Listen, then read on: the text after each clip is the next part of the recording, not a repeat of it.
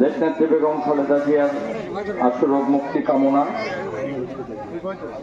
এবং জাতীয়তাবাদী দলের ফরম বিতরণ অনুষ্ঠানের সম্মানিত সভাপতি, উপস্থিত প্রধান অতিথি, আমি আসলে বেশি কিছু বলবো না, আমি সব অতিথি একবারই বলবো আর কি। বিশেষ অতিথিবৃন্দ, উপস্থিত নাকা ইউনিয়নের বিভিন্ন ওয়ার্ড থেকে আগত সকল পর্যায়ের নেতৃবৃন্দ, উপস্থিত পাটোয়াবাসী, সবার প্রতি আমার সালাম, আসসালামু আলাইকুম।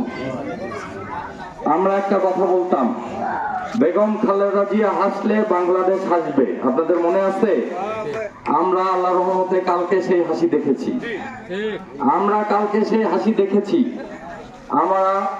আমরা একদিক দিয়ে আমরা আজকে বিজয় পেয়েছি, আমাদের আর একটা জিনিস আছে, সেটা হলো দেশ নায়ক তারেক রহমানের প্রত্যাবর্তন। আপনারা ওই পর্যন্ত একটু ধৈর্য ধরে থাকেন। বাংলাদেশ জাতীয়তাবাদী দল বিএনপি নির্বাচিত হয়ে, আমাদের এমপি নির্বাচিত করে 151টা আসন পাইলে আমরা জাতীয় সংসদে আমরা সংখ্যাগরিষ্ঠতা আসলে আমরা সরকার পরিচালনা দায়িত্ব পাব।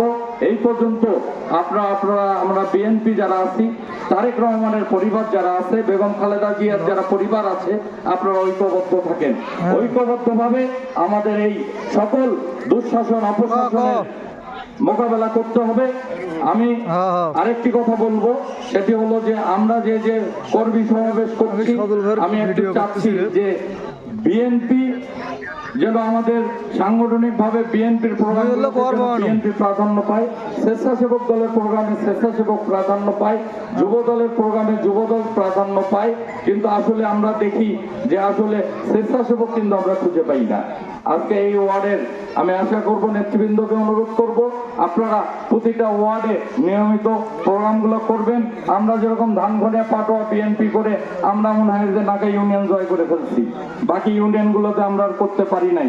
সেই ওয়ার্ডগুলোর নেতৃবৃন্দের কি আগ্রহ আছে না নাই, সেটাও আমরা আসলে বুঝতে পারছি না। আমি সিনিয়র নেতৃবৃন্দকে অনুরোধ করব, আপনারা প্রতিটা ওয়ার্ডে আপনারা দ্রুত এই প্রোগ্রামগুলো শেষ করে দলের সাংগঠনিক অবস্থা মজবুত করবেন, এই আশাবাদ ব্যক্ত করে আমি সকলের সুস্বাস্থ্য দীর্ঘায়ু কামনা করে আমি আমার বক্তব্য শেষ করছি। আসসালামু আলাইকুম।